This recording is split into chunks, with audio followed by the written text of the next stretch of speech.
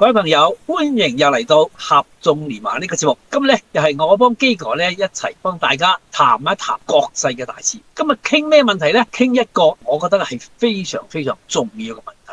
美國嘅總統，當下嘅總統特朗普，大家知道一個大國嘅總統竟然話要將一個國家伊朗要打回到，要炸回到石器時代，要將伊朗嘅文明摧毀佢，滅咗佢。哇！咁呢個咧就不能夠不使人諗起當年呢個希特拉去屠殺呢個猶太人。當時法西斯嘅希特拉殺咗600萬嘅猶太人，基本上係想要種族滅絕猶太人嘅。咁而家點解特朗普又講呢句話呢？佢能唔能夠做得到呢？基過嚟又點睇呢？基本上咧，呢個係要譴責嘅，甚至唔係個別國家或者個別嘅人士咧去鬧佢嘅，即係應該係群起而攻之。因為你作為一個咁大嘅國家，你有咁大嘅兵力、咁多重要嘅武器，你又有財經等等嘅國際性嘅影響力嘅，你講句咁嘅説話咧，呢個唔係即係講笑嘅喎，更加唔係話你好似我做生意啊，我話一開大價，跟住同你針數就最後咧好少價就係同你即係收貨，即係你唔可以咁樣嘅。作為一個美國嘅總統，你講得出你就我就算你有50%嘅誠信嘅話咧，你都攞命啊嘛！嗱，我覺得咧，佢一定應該要被譴責，同埋呢個有機會係犯戰爭罪，同埋你頭先所講嘅即係種族清洗。但係我又發覺，好似國際上面咧個反應又唔係咁強烈嘅喎，就算鬧即係話批評啊、譴責一輪之後咧，跟住又係佢收大聲，即係咪有啲人又會覺得，特朗普係咁噶啦？你佢嗰時咪加關稅，又話幾多個 percent、100幾個 percent、200幾個 percent， 到時又講下幾啊，又得翻10個8個，中國咧同佢咬手瓜嘅時候，佢哋又可以就一針連幾多個都未仲講。咁所以即係佢可能話啲特朗普係噏嘅啫喎，做生意咁嘅咯，咪放大個數，跟住埋尾就收工咁。咁但係我覺得唔可以讓佢呢種咁嘅所謂做生意商人嘅方式去處理國與國嘅問題，更加唔可以咧去處理一個係滅族式嘅講法。我就期望咧個國際唔應該係而家咁樣。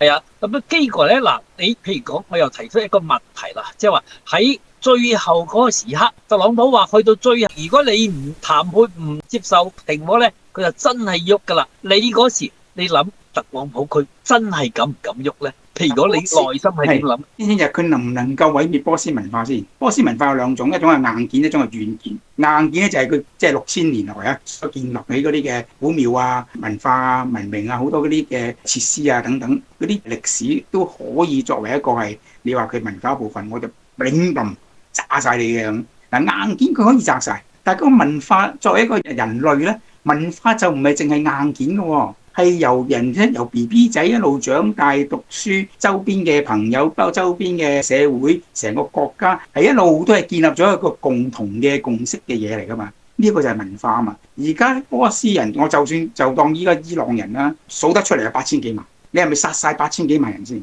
嗱，你殺晒8000幾萬人，你就真係毀滅咗佢。你殺咗1000幾百萬人，波斯文化喺呢7000萬嘅人嘅心裏面咧，係仍然都係繼續維持。你越炸佢，越殺佢咧，佢越堅持啊！所以我覺得佢冇可能毀滅。當然，如果佢真係殺到成1000幾百萬人嘅時候咧，喂，我諗全世界各國唔應該再容讓呢一個人執政係嘛？美國都唔應該容讓佢執政係嘛？呢個係瘋狂癲嘅喎。但係我哋唔因為佢癲，所以要噏得就噏咧，我哋算數啊！作為一個國際性嘅咁大嘅國家嘅領袖咧，你點可以噏得就噏咧？係，即係而家咧就好多人覺得咧，而家咧特朗普似乎咧就係為咗佢嘅中期選舉失敗，佢又要尋求一個體面嘅落台階，即係話佢打伊朗佢係贏咗噶啦，咁啊一定係贏冇輸到嘅，係贏麻咗啊！而家一個新詞啊，好似大陸傳過嚟嘅贏麻咗，所以咧要好體面咁落台階。咁但係未來咧，而家嘅談判咧似乎咧又好艱難咁樣進行落去。你點樣預測呢個特朗普如何體面地下台咧？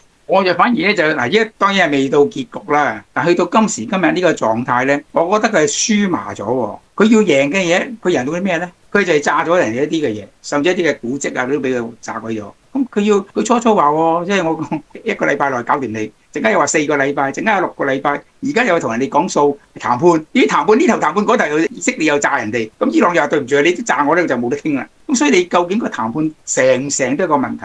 我點樣講話？我話佢可能係輸咗喎。點解咧？你嗱，佢講咗，因為佢太口響啊，講咗好快脆會贏。但係到而家實在係未贏啊嘛，咁所以變咗佢應該贏，各人都以為佢咁大嘅國家、咁強嘅國家對一個唔係咁強啊，就算係弱嘅國家添，佢都搞唔掂，咁你點會講得自己贏咧？呢個第一個問題。第二個問題咧，你反而呢個過程裏面，你炸死咁多嘅伊朗人，我相信阿昌哥你都知道，佢最近佢話我要炸晒你啲橋，炸晒你啲電發電廠，我炸晒你啲能源嘅地方。咁跟住咧，伊朗人話唔得，你既然要炸咧，我哋個個走咗出嚟，企晒喺橋嗰度，你炸啦，你炸死埋我啦！喂，呢個反而刺激到咧伊朗人嗰種團結喎，刺激到伊朗人話我武器唔夠你，我個肉體夠。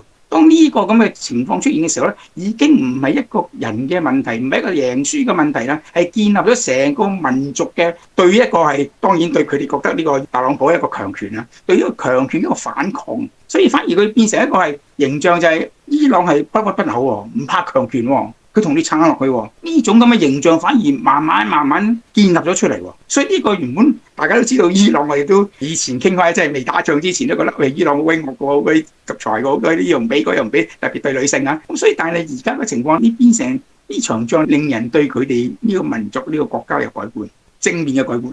係啊，即係先頭基哥你都講到啦嚇，點解特朗普咁樣發出啲咁嘅瘋狂嘅叫囂，好多人竟然冇反應。咁但係有知道咧，我記得基哥都講到，聯合國咧都有譴責佢，而且咧表明咗伊朗好多嘅古蹟係唔能夠喐嘅。咁但係咧，始終仲係好多人覺得很悲觀。喺二戰之後建立嘅一個國際秩序，包括美國當時都係好遵守一啲國際嘅規章啊、條約啊，維護國際嘅總體嘅和平。咁而家咧，好似成個呢個國際嘅秩序咧就崩潰咗。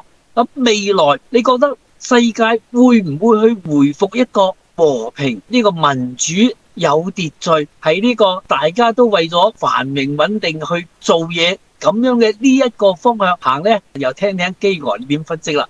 因為二戰之後咧，好明顯咧就係美國崛起嘅，特別嗰兩個原子彈啊，即係令到覺得哇呢個國家好鬼勁喎，嗰啲原子彈炸死過咁多人，即係佢係最犀利嘅。跟住咧就係佢用美元咧代替咗黃金，於是就控制咗國際嘅一啲嘅金融啊嗰啲運作。當佢係有錢又有軍隊又有科技嘅發展嘅時候咧，人哋覺得呢個真係佢幾好喎，即係起碼打低日本啊、打低德國啊嗰啲。咁於是咧就認為呢個係一個好好嘅，包括佢自己啊係一個國際嘅警察。但係當而家呢個國際警察竟然拿住啲槍去射啲民眾喎，咁呢個就係國際警察自己破壞咗自己成立嗰啲規則啊嘛。咁但係呢個國際警察即係自己啊打亂自己嘅規則，係唔係等於佢可以令到全世界都覺得由得佢啦，繼續亂我哋都亂埋佢啦？咁我唔同意啊！睇你最近聯合國好多人都鬧，喂你咁樣打伊朗咧，係違反呢個聯合國嘅憲制係憲章嘅喎，你係破壞啲國際法嘅喎。